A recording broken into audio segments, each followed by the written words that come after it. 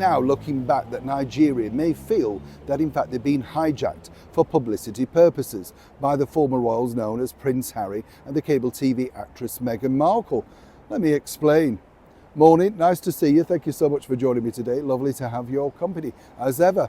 I mean, it's highlighted this, isn't it? I just find this very strange in effect, because there they are, these two private citizens, sort of pseudo-trading on royal connections. Not only that, they've signed a monetary deal, allegedly, with the People magazine, that's the tabloid gossip magazine over in the US, and then they took along their own personal photographer, Meghan Harriman. Yes, that Meghan Harriman, of course, who's still waiting for some traction from the Mail Online about a picture.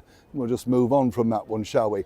But if they really just wanted it to be a private visit to celebrate things, well, clearly that's not exactly what Nigeria got out of it. What I do find fascinating also is that, you know, when you looked at these sort of protocol and things that were put in place, the rather ricky sort of idea of Prince Harry and Meghan Markle standing, of course, for our wonderful national anthem, seemingly played by a couple of people on Casio keyboards, it wasn't exactly that royal welcome that one might suspect. When you pan the camera around, it's all very well people saying, oh yes, but there were crowds. Curiosity crowds, that's what I would call them, not necessarily dedicated fans, and not particularly amongst the younger people also. But as ever, it gets even more interesting when you find this particular fact out. You see, as Harry and Meghan were careering through, a lot of people weren't really sure what they should be called, you know, Duke and Duchess, Mom, Sir, whatever, you know, and this is what's been fed back to me. On occasions, they apparently misguidedly addressed Meghan Markle as Princess Meghan. And rather than correct them, nobody corrected them at all. And then when somebody actually found out that they'd got this wrong, apparently Prince Harry said, oh no, it's fine, she'll answer to that, and I'm more than happy if you wish her to call that. Now you could say he's just being frivolous and just doesn't want to offend, all of that sort of stuff.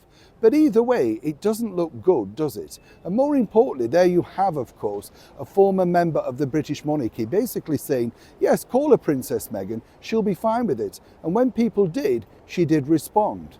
Now, one thing she didn't do, which was very clever, in fact, was to sign any documentation in that light. And more importantly, seemed rather reluctant to sign any pieces of paper for autographs. According to a very well-placed source, even Meghan knows that that will be throwing away what she considers to be valuable property for free. Let's not forget, when she went on a previous royal tour, she claimed that she couldn't believe all of these people had turned up to see her and she wasn't getting paid for it. And finally, when you do see exactly what's come out through that documentary, for, of course, Paramount, finally, maybe it wouldn't be exactly the thing that you'd first thought it was going to be. But it's interesting to note, isn't it? Because Harry and Meghan retain all the rights.